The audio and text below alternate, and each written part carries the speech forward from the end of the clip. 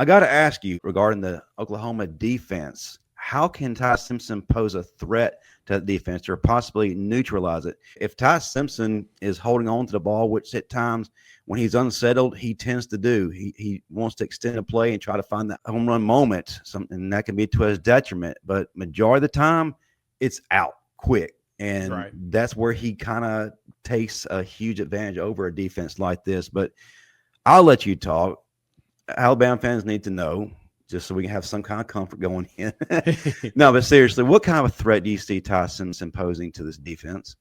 Oh God, he's a massive threat. Like he's the best quarterback that we've seen this season. I mean, no shade to Trinidad Chambers, who I thought was fantastic of a quarterback. Love that kid. And what helps Trinidad is that he scrambles a lot and he'll run. Like he'll just go break out. Ty doesn't as much. Same thing, Joey Aguilar. He's a gunslinger, but he's got tendencies that are easier to read. For Ty, because he's willing to stand tall and and throw darts the entire game. This team, if you've listened to me talk before, I've talked and said this numerous times. This team reminds me of the 2023 Washington squad that went to the national championship. You got a quarterback. Difference between Ty Simpson and Michael Penix is that Michael Penix doesn't have knees, so that's the reason why he didn't run. Ty more so just doesn't run. He's more of a in the pocket quarterback, and truth be told, he fits perfectly in the way that Ryan Grubb and Kalen DeBoer likes to call offenses.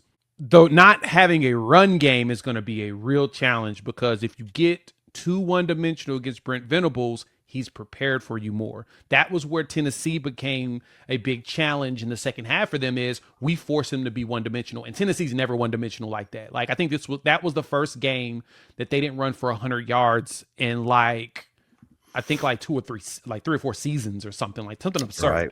We held them to something that they never do.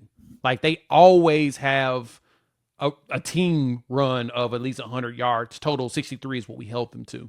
So it was one of those like, oh crap, this is not what we're used to. What do we do now? And now you're doing everything we want you to do. The difference though is Joey Aguilar has a slow wind up, quick release, right? Like it takes him a minute to get there, but when it's gone. That's a little bit easier for a safety's eyes to see. He's winding this direction and start to book it to get to the spot, especially if the play call is right. Ty isn't. Ty gets that bad boy, he's dropping them. And so because of that, Oklahoma's going to be prepared for those quick passes. Screen game, y'all kill it in. That is one of the things that we kind of have moments of suffering in. That's when we have missed tackles and people break it out for touchdowns. That's had that 54-yard touchdown happen for Tennessee. Really, it wasn't a screen. It was more of a drag. But the big problem is that we didn't tackle. We didn't wrap up. We tried to do a big hit, knock the dude down, hopefully knocking the ball out. No, wrap. We don't punch when we wrap up like we used to. Those are things that I know the staff has worked on, but that's going to be probably the biggest thing. Is that screen game is going to be elite for you, because you got electric wide receivers, and Ty does a fantastic job of getting the ball to them in the proper spaces to where they could do work. We're just going to have to be very disciplined in our tackling to stop that. So to me, he poses the biggest risk, but our goal is to make it one-dimensional to where a lot of his human habits start to show up.